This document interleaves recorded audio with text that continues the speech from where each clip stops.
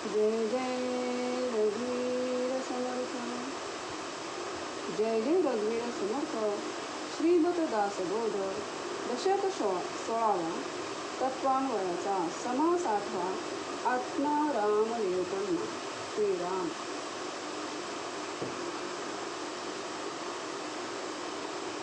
दशक 16वा. बघा 16 कोणाचा त्याच्यात असतो? 16 मनुष्यामध्ये असतो. जन्माला येतो 16 आहे ना. लग्नाच्या वेळेस पण 16 आणि नंतर त्याचा देह म्हणजे बोलतात ना, ईश्वर जेव्हा सोडून जातो तेव्हा पण त्या देहाचा 16 होतो. मनुष्य देहाचा 16 तो 16. आणि तत्वांमध्ये जे तत्व आहे बघा, पृथ्वी तत्व आहे, आप तत्व आहे, पाणी तत्व आहे, सगळी तत्व जी आहेत ती तत्व कोणाकडे आहेत? प्रत्यक्षात भगवंताकडे, त्या परब्रह्माकडे. त्या परब्रह्माकडे जी तत्व आहेत ती तत्व मनुष्याला दिली. 8वा तुम्ही त्या परमेश्वराला आठवा. समास 8वा त्या आत्मारामाला आठवा. त्या आत्मारामावरूनच निरूपण आहे. बघा, निरूपण म्हणजे काय? तर त्या आत्मारामाचं काय स्तवन. आत्माराम, तुम्ही आत्माराम कोणी बघितलंच नसेल आणि आत्माराम महसूस करायला पाहिजे की तिथे आत्माराम आहे. आता आत्माराम महसूस कसा करायचा? कसं जाणीव पकडायची? जो जाणीवत आहे त्याच्याकडे नक्कीच आत्माराम आहे, काम करतो. नेणीवत आहे त्याच्याकडे पण आत्माराम आहे सगळीकडे. पण बोलतात ना, जिथे डाव बोलतात ना, जिथे उजवा आहे तिथे डावा पण आहे ना. डाव्याला पण बाजूला ठेवता येत नाही. तसंच आहे. श्रीराम. नमो गणपती मंगळमूर्ती जयाचैनी मती स्फूर्ती लोक भजती स्तवन करीती आत्म्याची. लोक भजती. गणपती का म्हटलंय? ओम नमो गणपती मंगळमूर्ती. गणपती कसा आहे? मंगळमूर्ती, मंगळ देणारा. कारण काय आहे? सर्व विघ्नांचा हरता, विघ्नहर्ता. प्रत्यक्षात त्याला पूजा पहिली आहे, आरंभ त्याच्यापासून आहे. कारण तो काय आहे? परब्रह्माचा एक अंश आहे ना. परब्रह्माचा अंश म्हणून परब्रह्माला पहिली पूजा परब्रह्माची आहे. नमो गणपती मंगळमूर्ती जयाचैनी मती स्फूर्ती. कारण मंगळमूर्ती कसा आहे? 14 विद्यांचा गोस्वामी. 14 विद्या त्याच्याकडे आहेत. 1 नाही 2 नाही 14 विद्या. बघा, ज्या गणेशाने, श्री गणेशाने महाभारत ग्रंथ लिहिला किती दिवस? 12 दिवस. 12 दिवस महाभारत ग्रंथ लिहिताना व्यास मुनींनी तो गणपती जे जे मागील ते त्याला दिलं. आणि काय मागितलं गणपतीने? मोदक मागितले, चणे मागितले, त्याला जे जे खायला पाहिजे ते दिलं. तसं गणपती जेव्हा आपल्या घरात येतो तेव्हा त्याला 3 टाईम त्याचा प्रसाद त्याला द्यायला पाहिजे. 3 टाईम त्याच्याकडे प्रसाद नैवेद्य म्हणून दाखवायला पाहिजे, सकाळी, दुपारी आणि संध्याकाळी. कारण 3 टाईम व्यासमुनी त्याला देत होते जेव्हा महाभारत ग्रंथ लिहित होते. तेव्हा महाभारत ग्रंथ एवढा मोठा होता, फक्त काव्य व्यासमुनींनी केलं, लिखाण गणेशाने केलं, श्री गणेशाने केलं. आणि लिखाण करता करता जे जे खाद्य द्यायचं तेवढं त्यांनी दिलं. बरोबर 3 टाईम दिलं.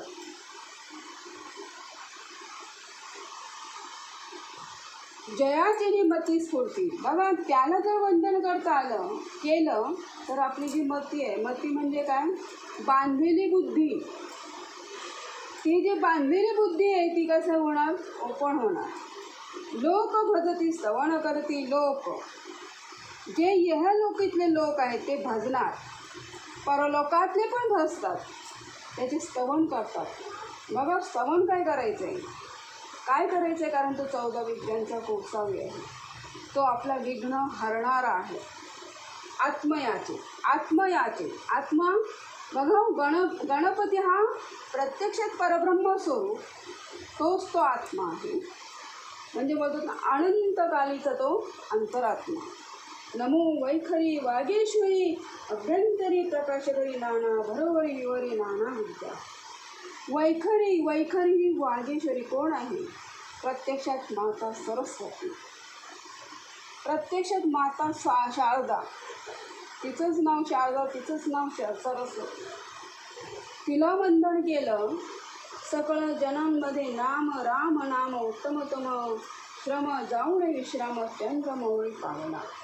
बघा, सकळ जनांमध्ये जो नाम आहे तो रामाचा, हा रामाचा जो नाम आहे तोच आत्मा रामाचा नाव आहे.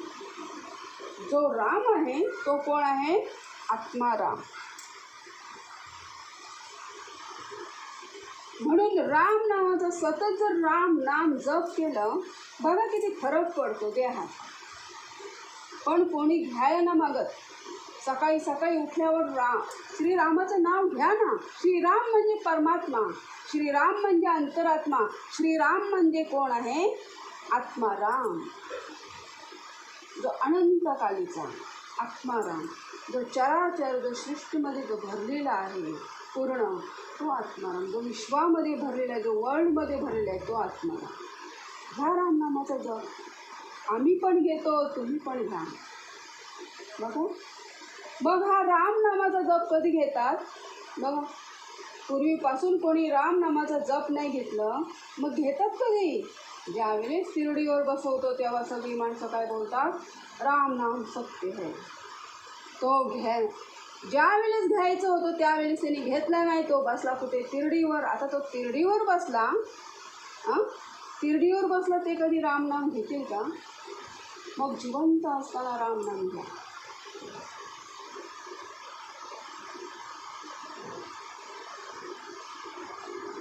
चंद्रमौळी कोण? म्हणजे शंकर.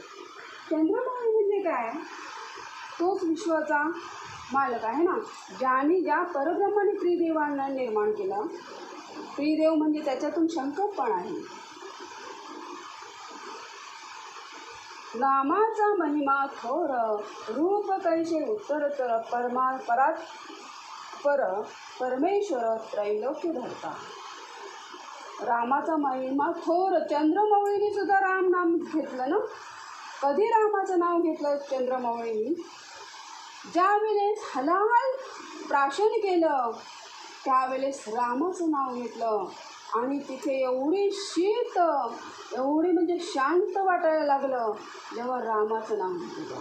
बघा, म्हणजे रामाचं नाव घेतल्यावर आपला जो चित्त, जो खवळलेला असतो मन, तो कसा होतो? शांत. प्रत्यक्षात चंद्रमौळीने घेतलं ना. नाम महिमा थोर रूप कैसे उत्तरतर परमेश्वर त्रैलोक्य धरता. आत्माराम चहूकडे लोक वावळे, जिकडे तिकडे देह पडे मृत्यूकडे आत्मा येणार. आत्मा नसेल, अंतरात्मा नसेल तर काय असतं? इकडे तिकडे देह पडलेला असतो. तुम्ही कोरोनाच्या काळात बघितलंच असाल. आत्माराम निघून गेला, प्रत्येकाचे देह कसे असे रस्त्यावर पडलेले. जाऊ दे, ती वेळ पण आता आठवायला पण नको. जीवात्मा, शिवात्मा, परमात्मा, जगदात्मा, विश्वात्मा, गुप्तात्मा, आत्मा, अंतरात्मा, सूक्ष्मात्मा, देव दानव मानव. जीवात्मा म्हणजे जीव. आपण आपल्यामध्ये जो आत्मा आहे म्हणून आपण काय आहोत? जीवात्मा. शिवात्मा म्हणजे शिव. जीव शिव एक झाले तर भक्ती होते ना. बघा, परमात्मा म्हणजे परमेश्वर, म्हणजे परमेश्वरामध्ये जी आत्मा असते ती परमात्मा. जगदात्मा म्हणजे जगदेश्वर आणि विश्वात्मा म्हणजे कोण? गुप्तात्मा, आत्मा, अंतरात्मा, सूक्ष्मात्मा, देव दानव मानव. विश्वात्मा म्हणजे जो विश्वामध्ये विश्वधर्ता, विश्वकर्ता, जो परब्रह्म आहे त्याचाच गुप्तात्मा, तोच गुप्त आत्मा आहे. तोच आत्मा, अंतरात्मा, सूक्ष्मात्मा. सूक्ष्मात्मा म्हणजे जे बघा, जे कण आहेत त्याच्यामध्ये सुद्धा तो भरलेला आहे. तुम्ही ते कण बघितले नसणार. बघा, कण फक्त आपण बोलतो काय धरतीवर पडलेले असतात, पण नाही, जे शिवात्मामध्ये, जे परमात्मामध्ये जे लीन झालेले आहेत ना कण, ते असे अधांतरित आहेत, पूर्ण अधांतरित आणि पूर्ण हलके आहेत ते कण. ते डोळ्यांनी दिसत नाही, पण ते हलके आहेत ना, त्याच्यामध्ये फक्त परमात्मा आहे बघा. म्हणजे ते सूक्ष्मात्मा, त्याच्यामध्ये काय आहे, परमसूक्ष्मात्मा म्हणजे आत्मा आहे, पण ती परमात्मा आहे. जे हलके कण झालेले असतात ते, कारण कशाने हलके झालेले असतात, विकारांनी. ते विकार विरहित असतात, त्यांच्याकडे विकारच नसतात. असे ते हलके होऊन कण ते आकाशामध्ये, म्हणजे अधांतरीत ते असे पूर्ण. तुम्हाला जर मध्ये तुम्हाला जर बघायचं असेल तर जेव्हा लाईट जाते ना, त्यावेळेस एक बॅटरीचा फोकस मारा. ते बॅटरीच्या फोकसमध्ये ते कण किती दिसतात, किती हलके असतात. त्याच्यामध्ये सुद्धा परमात्मा आहे. का ते अधांतरित का आहे, त्याच्यामध्ये परमात्मा असल्याशिवाय अधांतरित आहे.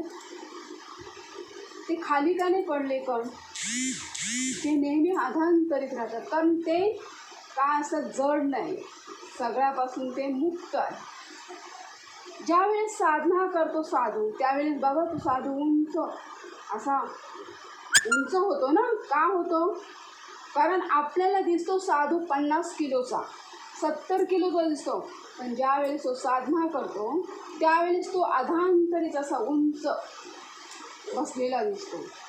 खाली काहीच नसते, टेकू वगैरे, पण अधांतरित. कशाने झालेला अधांतरित, विकारांना पूर्ण सोडलेला असतो, हलका झालेला असतो. बघा तुकाराम महाराज घ्या, तुकाराम महाराज पूर्ण हलके झाले. म्हणून तर वैकुंठाला, ज्या वैकुंठाने म्हणजे विष्णू लोकांमधून जो गरुड आलेला असतो वाहन, त्या वैकुंठामध्ये बसले गेले ना, हलके होते म्हणूनच बसले. जर हलके नसते तर ते बसले नसते, कारण विकारच नव्हते त्यांच्या ह्याच्यात. सगळं विकार विरहित झाले होते. फक्त एकच परमेश्वराचं नाव पांडुरंग अखंड घेतला, विकार कसे झाले, विरहित झाले, असे उचलले गेले की ते वैकुंठाला गेले.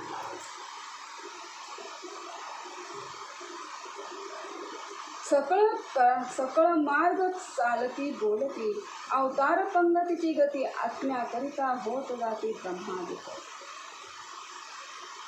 सगळे मार्ग बोलतात चालतात, सगळे मार्ग बोलतात चालतात म्हणजे अवतार पंगतीची गती. बघा सगळे मार्ग आहेत, कसे बोलतात चालतात ना. कुठल्या पण मार्गामध्ये जन्माला आला तरी तो चालतोच, गटारामध्ये जन्माला आला तरी तो लिहू करतोच ना. बघा करतो की नाही, त्यांच्या भाषेमध्ये तो बोलतो. पण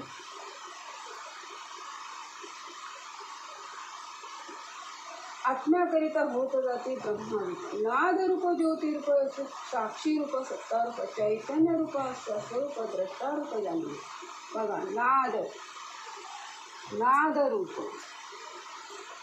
ज्योतिरूप प्रकाशमय, साक्षी रूप सत्तारूप, चैतन्य रूप चैतन्य. बघा एखाद्या मनुष्याला सत्ता पाहिजे असं, चैतन्यच नसेल तर सत्ता घेणार का तो, नाही घेणार. चैतन्य रूप, मग चैतन्य रूप कोण देणार आहे, ईश्वर.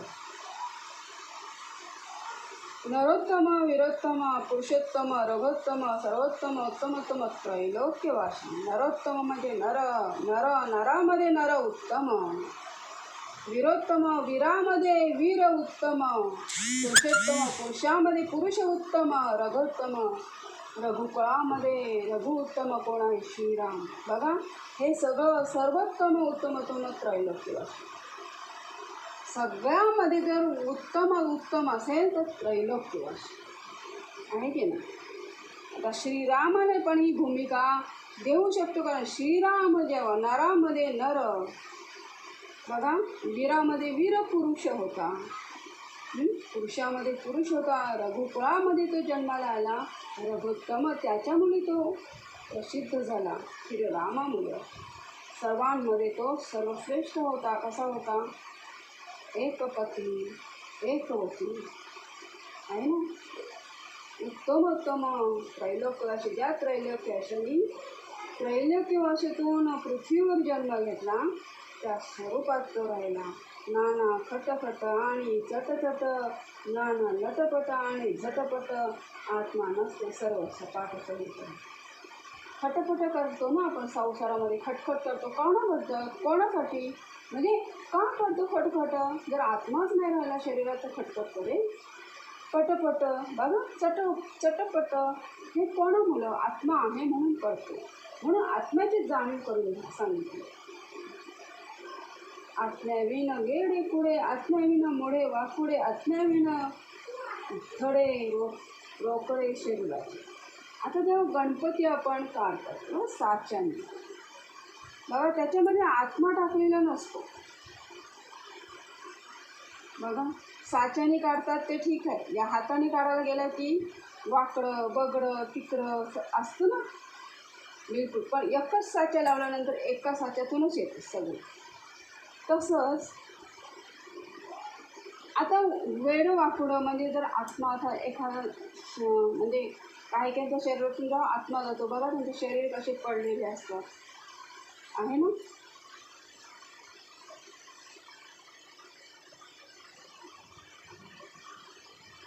आत्मज्ञानी समजे म्हणून पाहेच मी आत्म्याला भुवनी अथवा त्रिभुवनी.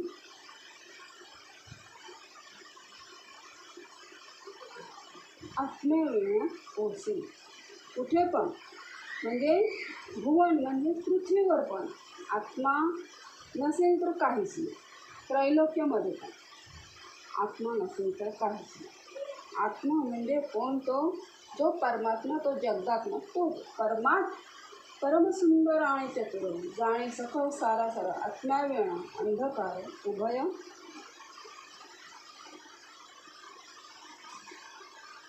लोक. परमसुंदर बघा, सुंदर आहे. जर आत्मा नसेल त्याच्यात तर त्या सौंदर्याला ठेवणार का? ऐश्वर्या राय आहे, तिच्यातून आत्मा बाजूला झाला, तिला कोणी ठेवणार का?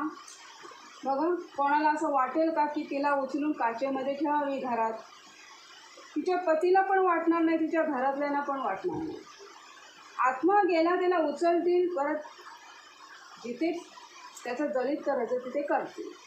आत्मा आहे म्हणून सौंदर्य आहे. आणि चतुर बघा, आत्मा आहे म्हणून चतुर मनुष्य सगळीकडे कसा कमवायच्या मागे, पण ते आत्म्याचीच ओळख नाही की त्याच्यामध्ये आत्मा आहे. नुसता कमवण्याच्या मागे लागलेला असतो. या इकडून पैसा, या इकडून पैसा, इकडून पैसा, कुठून हां कुठून पैसा, 3-4 पिढी जमवून ठेवायचं, मग पुढच्या पिढीने काय करायचं?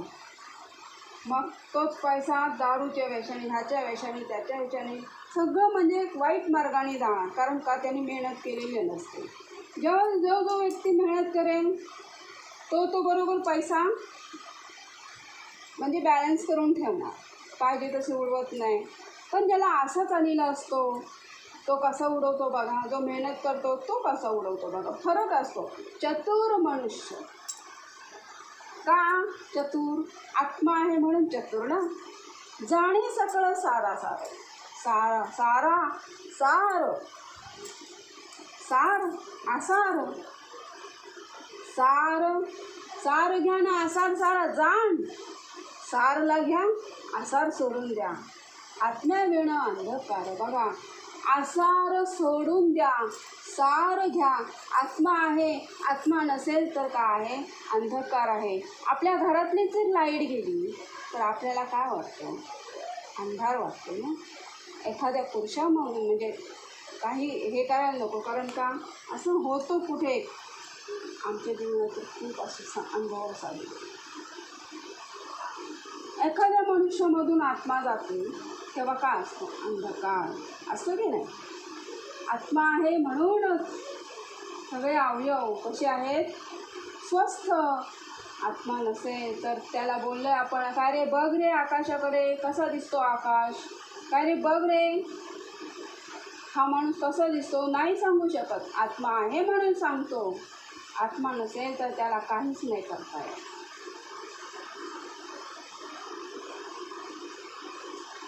काय सांगितलं? उभयलोकी.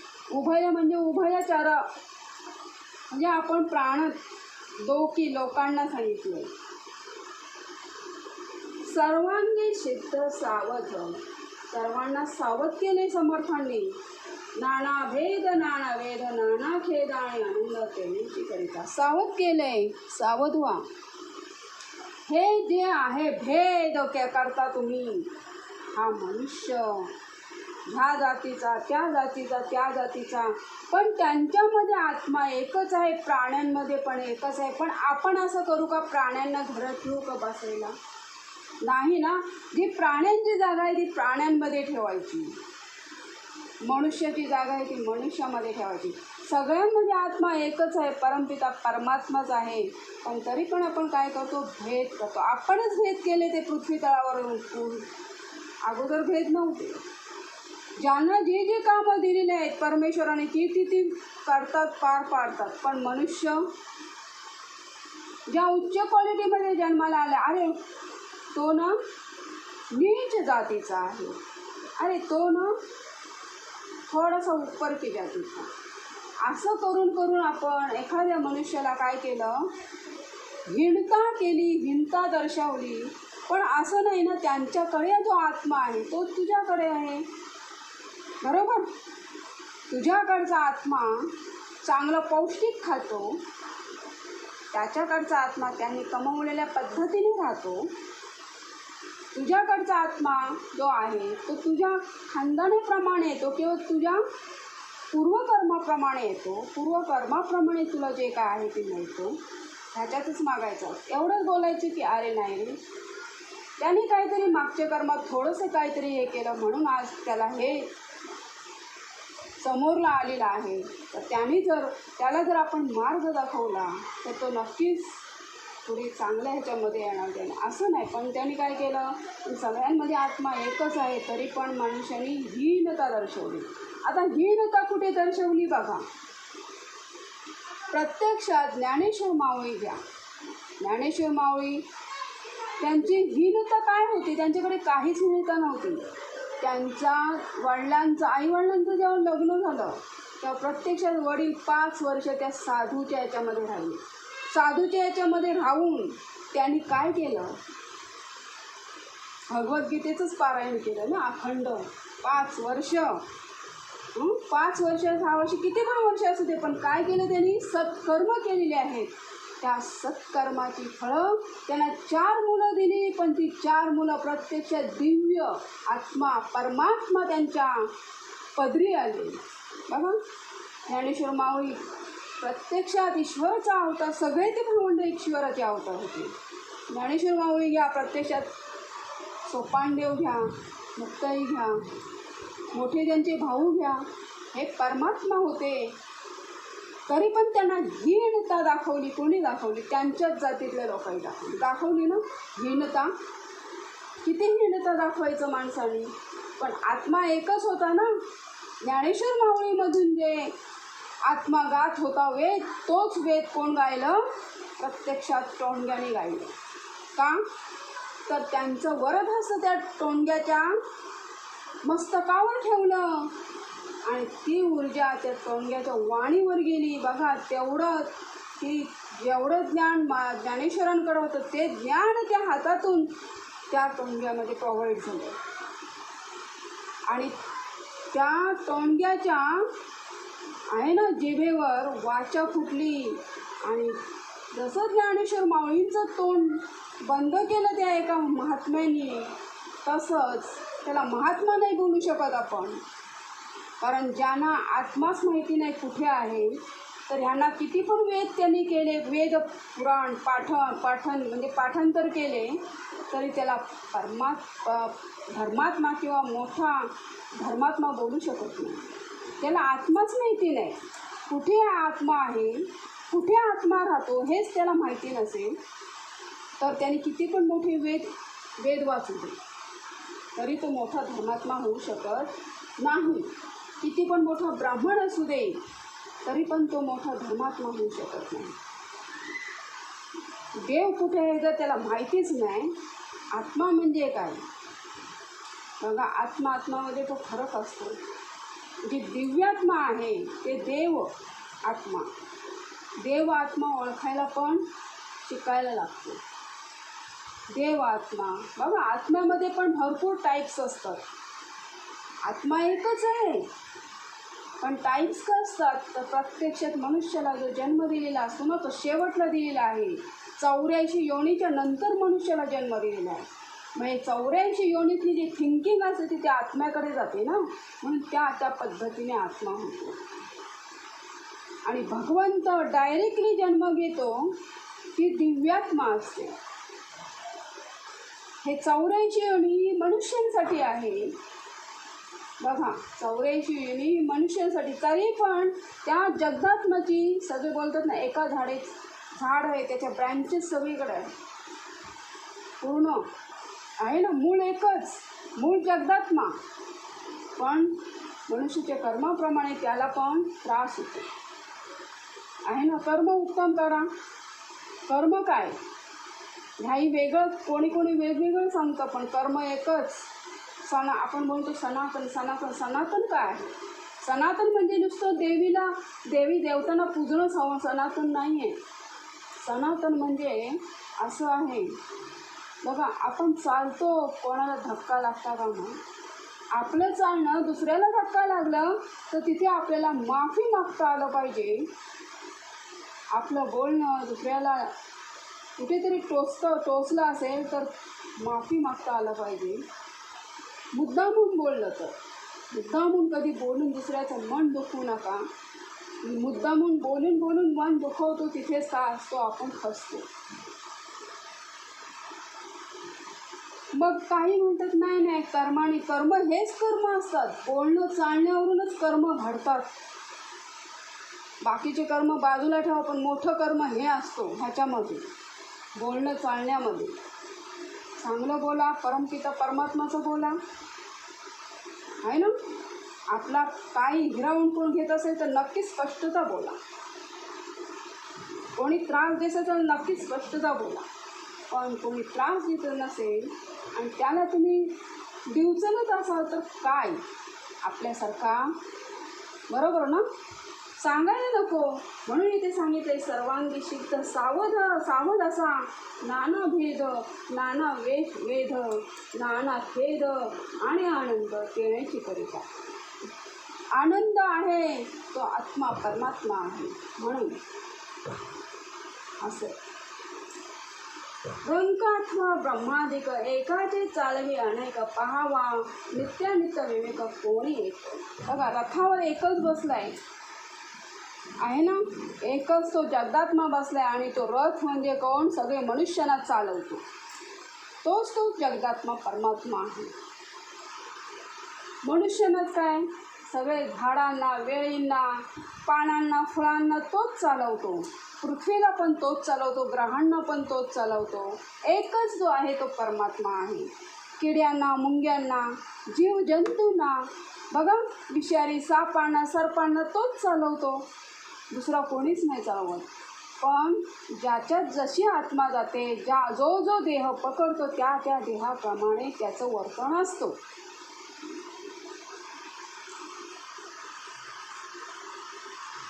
रंक अथवा ब्रह्मादिक एकाचे चालवे अनेक, पावा नित्य विविध कोणी एक.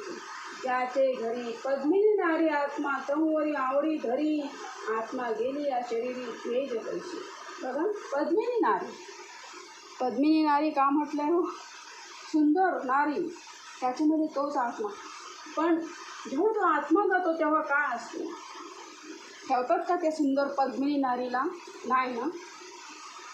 आत्मा दिसेना नासेना, बाह्यकर अन्मायला नाना मनांच्या कल्पना, आत्म्याची आत्मा शरीरी वास्तव्य करी, अवघे ब्रह्मांड विवरी भरी, वासना भावना परोपरी किती म्हणून संहार्या. मनाच्या अनंत वृत्ती, अनंत कल्पना धरिती, अनंत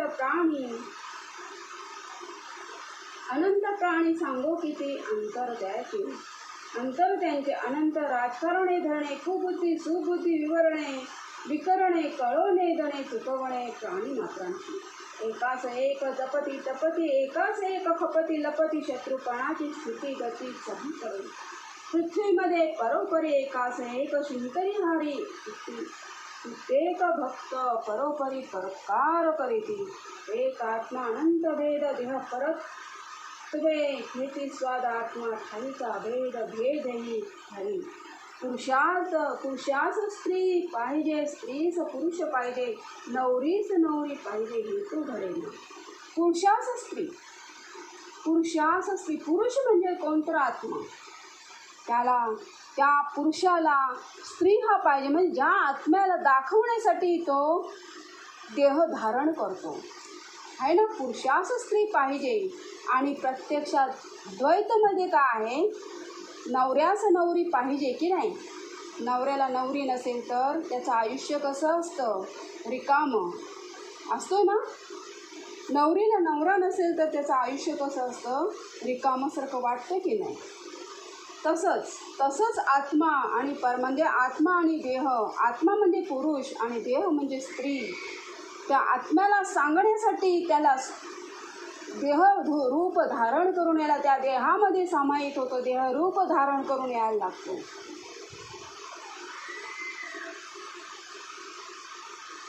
पुरुषाचा जीवी स्त्रियांची जीवी ऐशी नाही उठाठी विशेष सुखाची गोडी तेथे भेद आहे ज्या प्राण्यांचा जो आहार तेथेच होती तत्पर पशुच्या आहारी नर अनागार होती आहार भेद देह भेद गुप्त प्रकट उदंड भेद तैसाची जाणाव आनंद वेगळाला सिंधू भूगर्भी चिन्हे त्या निरांमधील शरीर अवर्णोदकाची जळजळी अत्यंत मोठी सूक्ष्मदृष्ट्या आणि ताण मना